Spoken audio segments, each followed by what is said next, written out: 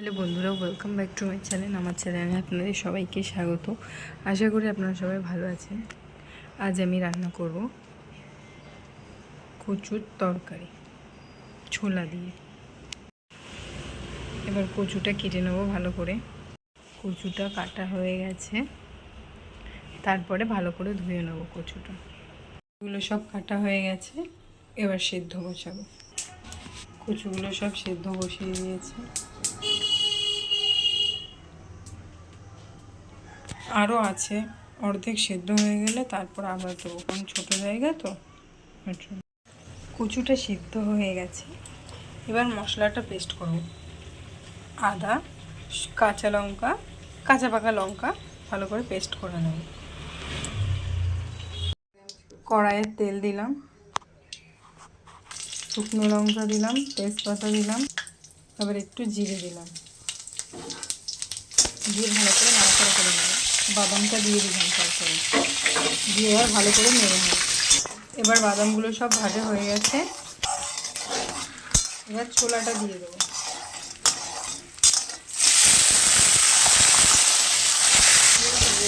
ছোলাটা ভেজে নিলাম, এবার মশলাটা দিয়ে দিলাম। আদা আর লঙ্কা বাটা,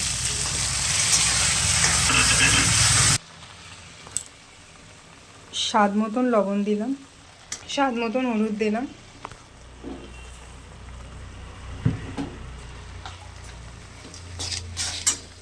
এবার স্বাদ মতন চিনি দিলাম।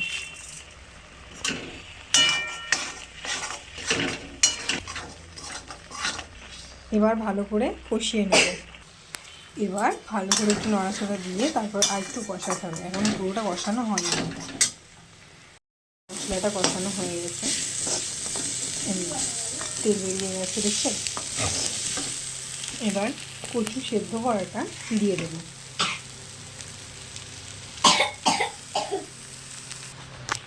এবার ভালো করে একটু নড়াচড়া করি। কচুগুলো সব দেওয়া হয়ে ভালো করে নড়াচড়া করে নিই। যদি কোনো ভুল হয় ভিডিওতে অবশ্যই কমেন্টে জানাবেন, কারণ আমি নিজে রান্না করছি তো এই জন্য। এবার কচুটা হয়ে গেছে, এবার আমরা নামিয়ে দেবো। ভিডিওটা ভালো লাগলে কমেন্টে অবশ্যই জানাবেন যে কেমন হয়েছে আজকে রান্নাটা, রেসিপিটা।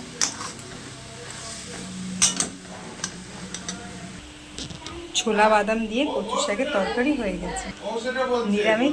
নিরামিষ কচুর শাক। ভিডিওটা ভালো লাগলে লাইক, কমেন্ট, সাবস্ক্রাইব, শেয়ার অবশ্যই করবেন। কমেন্টে জানাবেন যে ভিডিওটা কেমন লাগবে। মানে এতগুলো কথার মধ্যে অনেকগুলো কথা হয়ে গেল আর কি। নিরামিষ কচুর শাক তৈরি হয়ে গেছে। ভিডিওটা ভালো লাগলে লাইক, কমেন্ট, সাবস্ক্রাইব, শেয়ার অবশ্যই করবেন। আর কমেন্টে জানাবেন কি ভুল আছে আমার। ঠিক আছে, ধন্যবাদ।